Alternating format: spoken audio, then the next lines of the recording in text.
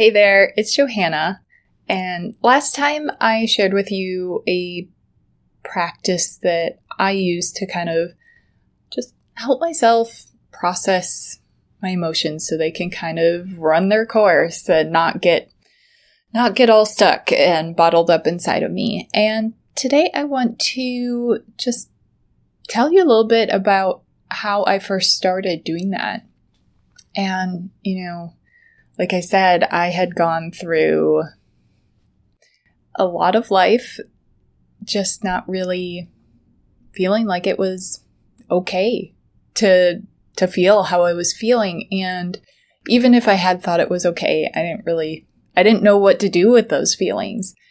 And I had gotten some news, and it's the kind of news that you're supposed to feel just thrilled about.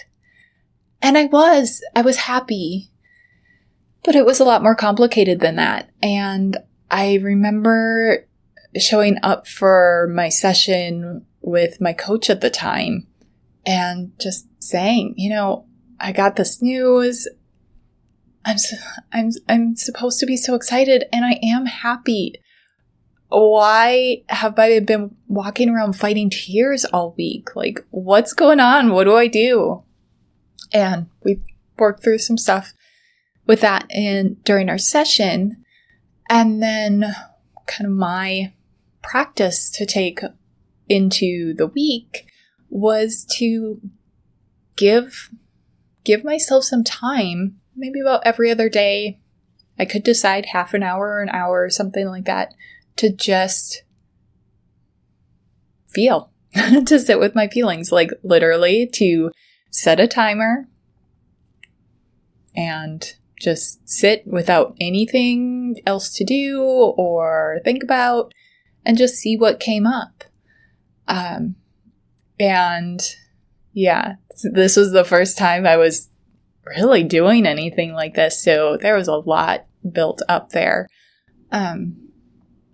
And, that first time, once I gave space for some of those feelings to just be there and wasn't always trying to shove them down, like a lot started bubbling up.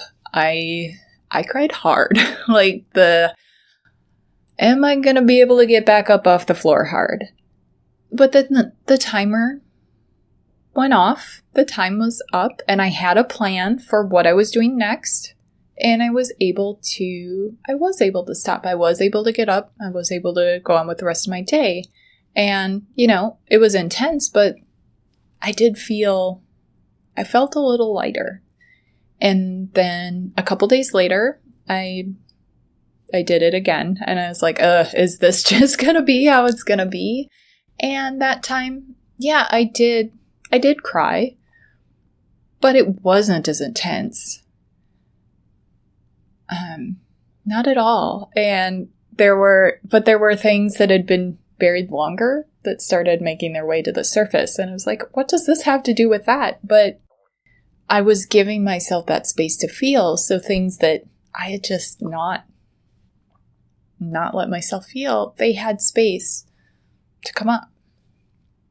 And then, by the end of the week, when I sat down to give myself the space, I maybe cry a little bit, but I also noticed myself starting to smile and to think about possibilities and get excited and feel some of that happiness that I had felt some, but mostly felt like I should feel. Because it was there.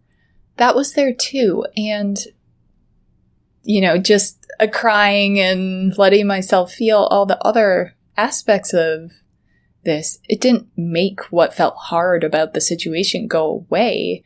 That was still there, but I didn't feel so stuck in it. It didn't feel so intense, and it helped me kind of be able to be with all of it, like to be like, yeah, this part's hard. And also, I'm kind of excited about this part. And it I was able to be more present for the full experience of it because I let myself feel all those parts of it. So I just wanted to share a little bit about kind of how I started, or my first introduction to this practice.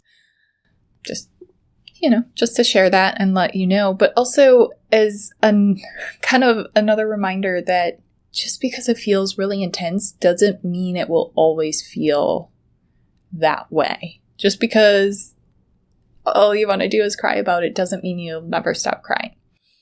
All of that. So, I guess, I'm curious since last time if anyone has tried this. Let me know how it goes, or if you have any ideas of ways you like to just let yourself feel your emotions. Share them in the comments. I'll be back with more soon. In the meantime, remember, you can trust yourself.